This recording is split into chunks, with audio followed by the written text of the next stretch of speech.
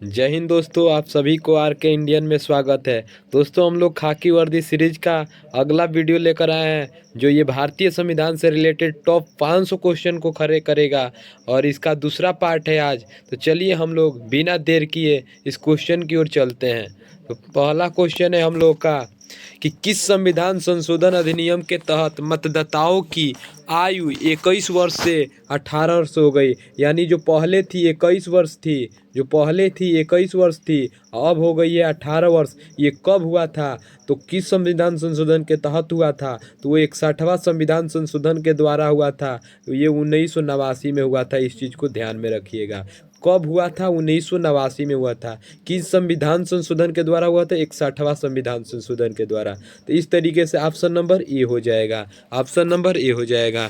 Next question है आपका कि भारत संघ में कितने राज्य हैं? भारत संघ में कितने राज्य हैं? तो भारत संघ में कितने राज्य थे? तो इससे पहले जो जम्मू कश्मीर था, राज्य था, तो वो 29 राज्य थे। अब जम्मू कश्मीर को दो राज्य केंद्र शासित प्रदेशों में बांट दिया गया, लद्दाख और जम्मू कश्मीर। तो इस तरीके से अब जो हो गए हैं, अब 28 हो गए हैं। कितने हो गए हैं? 28। और यूटी कितने हो गई? 28 राज्य हो जाएंगे और 8 यूटी हो जाएंगे, यानी केंद्र शासित प्रदेश हो जाएंगे। ये ध्यान में रखिएगा, 8 केंद्र शासित प्रदेश हैं। तो इस तरीके से ऑप्शन नंबर ए हो जाएगा। ऑप्शन नंबर ए हो जाएगा।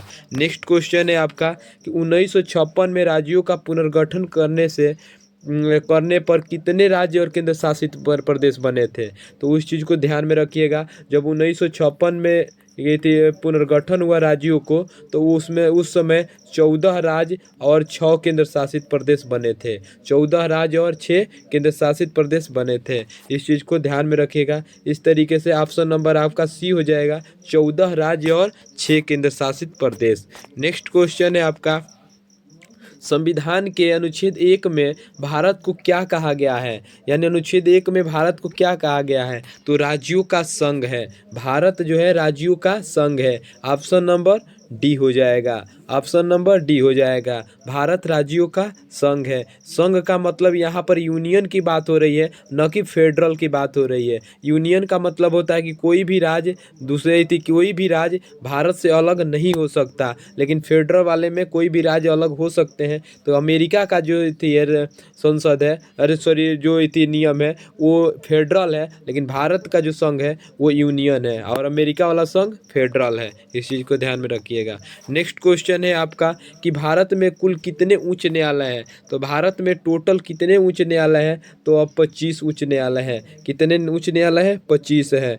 कितने उच्च न्यायालय है? 25 है। जो 200 आर्टिकल 214 में इसका जिक्र मिलता है। आर्टिकल कितने में मिलता है? 214 में मिलता है। आर्टिकल 214 में। और सुप्रीम कोर्ट का कितने में मिलता है? तो सुप्रीम कोर्ट का मिलता है 124 में।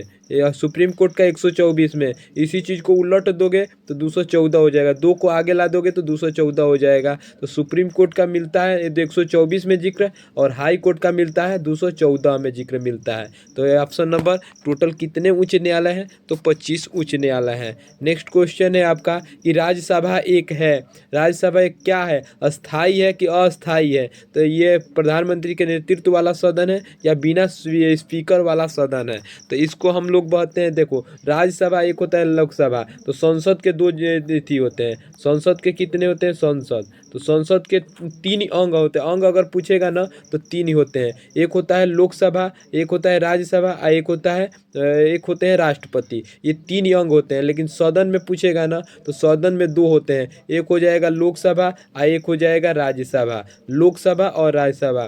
संसद का जिक्र जो होता है ना वो 79 में मिलता है, और लोकसभा का जो जिक्र मिलता है लोकसभा का मिलता है 81 में और राज्यसभा का मिलता है 80 में। इस चीज़ को ध्यान में रखिएगा कि संसद का 79 में, राज्यसभा का 80 में और लोकसभा का 81 में मिलता है। इसका एक ट्रिक्स याद कर सकते हैं, सरल, यानी पहले संसद 79, उसके बाद राज्यसभा, उसके बाद लोकसभा। इसी तरीके से याद रख सकते हैं। इस तरीके से ऑप्शन नंबर कौन हो जाएगा? ये तो इसके बारे में अभी जिक्र किया गया, उसके बारे में और देख लीजिए कि क्या होता है। तो राज्यसभा जो होता है ना, अस्थाई सदन होता है। क्या होता है? अस्थाई सदन होता है। लेकिन लोकसभा अस्थाई सदन होता है।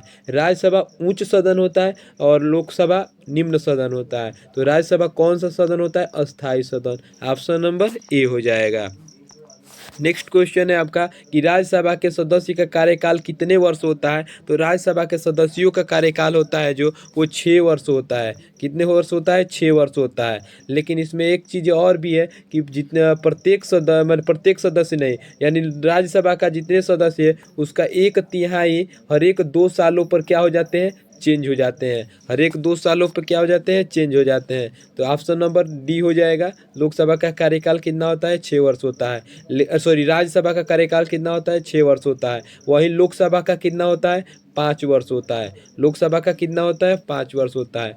ये आगे क्वेश्चन ये आ गया है कि राज्यसभा के 1/3 सदस्य प्रत्येक कितने समय के बाद अवकाश प्राप्त कर लेते हैं, यानी उन लोगों की छुट्टी कर दी जाती है। तो वो होते हैं 2 साल। कितने हैं? 2 साल। यानी 2 साल के बाद 1/3 सदस्यों का क्या हो जाता है? इसको मतलब कि ठीक कर दिया जाता है, समाप्त कर दिया जाता है। फिर नए सदस्य को चयन किया जाता है। नेक्स्ट क्वेश्चन है आपका कि वे कौन से प्रधानमंत्री हैं जो अपने कार्यकाल में संसद में वो कभी भी उपस्थित नहीं हुए। तो कभी भी संसद में गए ही नहीं, वो कौन से प्रधानमंत्री है? चंद्रशेखर आज़ाद, अटल बिहारी वाजपेयी, चौधरी चरण सिंह या बीपी सिंह। तो इसमें से आप आंसर हो जाएगा चौधरी चरण सिंह। चौधरी चरण सिंह अपने प्रधानमंत्री के कार्यकाल में कभी संसद गए ही नहीं। तो इस तरीके से ऑप्शन नंबर सी हो जाएगा। नेक्स्ट क्वेश्चन है कि भारत में प्रथम गैर कांग्रेसी, यानी जब भारत आज़ाद हुआ तो कांग्रेसी सरकार चला रही थी, तो भारत में प्रथम गैर कांग्रेसी प्रधानमंत्री एवं प्रधानमंत्री पद से त्याग देने वाले प्रथम प्रधानमंत्री कौन थे? तो वो मोरारजी देसाई थे। मोरारजी देसाई थे जो 79-80 के 78-9 के करीब बने थे, मोरारजी देसाई। नेक्स्ट क्वेश्चन है कि भारतीय संविधान का कौन सा अनुच्छेद निर्वाचन आयोग से संबंधित है। तो निर्वाचन आयोग से कौन सा संबंधित है? तो वो आर्टिकल 324 है। आर्टिकल 324 है जो निर्वाचन आयोग से संबंधित है। निर्वाचन आयोग का गठन कब हुआ था? तो 24 जनवरी 1950 को। 24 जनवरी 1950 को। 24 जनवरी 1950 को ये गठन हुआ था। इस चीज़ को ध्यान में रखिएगा।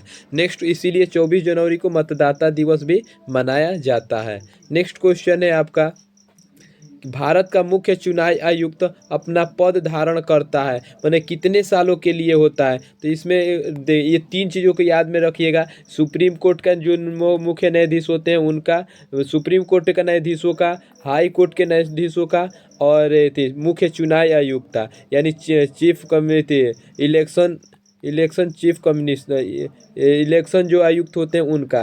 तो ये कैसे होता है? तो सुप्रीम कोर्ट का जो होता है ना, वो सुप्रीम कोर्ट के मुख्य न्यायाधीश या न्यायाधीशों जो होंगे मुख्य न्यायाधीश, तो उनका होता है 65 साल। कितना होता है? 65 साल या 6 वर्ष। 65 साल हो जाए उनका एज, या 6 वर्ष पहले हो जाए, दोनों में से कोई भी हो जाए, वो उसके अनुसार वो क्या हो जाएंगे, उनकी मतलब कि उनका मैंने रिटायर हो जाएंगे। पहले 65 साल उनका एज हो जाए तब भी हो जाएंगे, या पहले 6 साल का एज हो जाए, दोनों में से पहले जो हो जाएगा उसके रिटायर हो जाएंगे। वो बोले हाई सुप्रीम कोर्ट के हो, चाहे चीफ कमिश्नरी हो, इलेक्शन कमिश्नर हो, तो दोनों में से दोनों का शर्त एक ही है। और जो हाई कोर्ट का है ये 62 साल है या 6 साल है। 62 साल एज हो जाए तब, या 6 साल उनका पहले कार्यकाल हो जाए तब ये चेंज हो जाएंगे। तो इस तरीके से ऑप्शन नंबर आपका हो जाएगा बी, 6 वर्ष या 65 वर्ष की आयु, यानी ऑप्शन नंबर बी हो जाएगा। ऑप्शन नंबर बी हो जाएगा।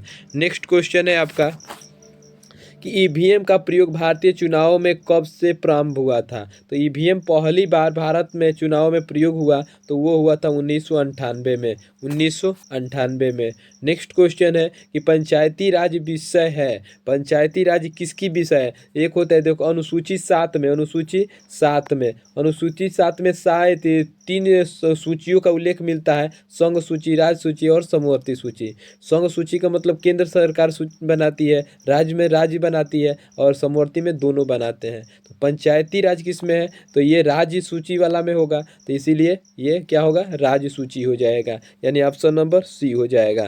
नेक्स्ट क्वेश्चन है आपका कि केंद्र और राज्यों के बीच वैधानिक शक्तियों का बंटवारा कौन करता है? तो अभी बताएं कि 7वीं अनुसूची में 3 अनुसूचियों का जिक्र मिलता है, केंद्र, राज्य और समवर्ती।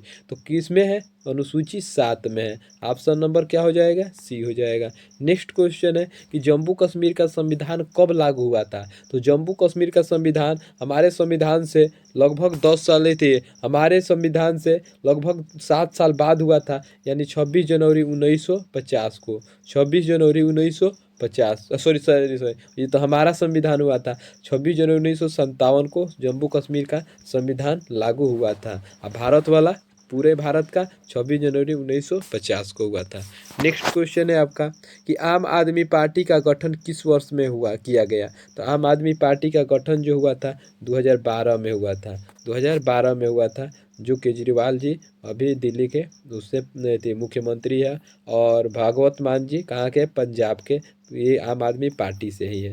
नेक्स्ट क्वेश्चन है कि मुख्यमंत्री की नियुक्ति कौन करता है? तो मुख्यमंत्री की जो नियुक्ति करते हैं ना, वो राज्यपाल करते हैं, और प्रधानमंत्री के राष्ट्रपति करते हैं। नेक्स्ट क्वेश्चन है कि राज्य में आपातकाल के समय राज्य का शासन किसके हाथ में होता है? तो आपातकाल के समय समय जो होता है वो राज्य का शासन किसके हाथ में होता है? तो वो होता है राष्ट्रपति के हाथ में। सभी पावर किसके पास में चली जाती है? राष्ट्रपति के हाथ में। नेक्स्ट क्वेश्चन है कि किसी राज्य में राष्ट्रपति शासन किसी परिस्थिति में अधिकतम कितनी अवधि तक लागू की जा सकती है? माने अधिकतम, पहली बार नहीं, अधिकतम कितनी वर्षों तक लागू की जा सकती है? तो 3 वर्षों तक, यानी ऑप्शन नंबर बी हो जाएगा। नेक्स्ट क्वेश्चन है कि राष्ट्रपति शासन प्रथम प्रथम बार में कितने समय तक के लिए लगाया जा सकता है? मैंने पहले बार लगाया जाएगा प्रथम बार, तो कितने महीनों तक लगाया जाएगा? ये आप कमेंट में आंसर दीजिएगा। अगर कमेंट में देख करके इसका उत्तर दे दीजिए, और अपना आत्मविश्वास बढ़ाइए, और ऐसे ही चैनल को सब्सक्राइब कीजिए, और ऐसे चैनल को ऐसे ही वीडियो देखने के लिए भी लाइक कीजिए और सब्सक्राइब कीजिए। जय हिंद, जय भारत।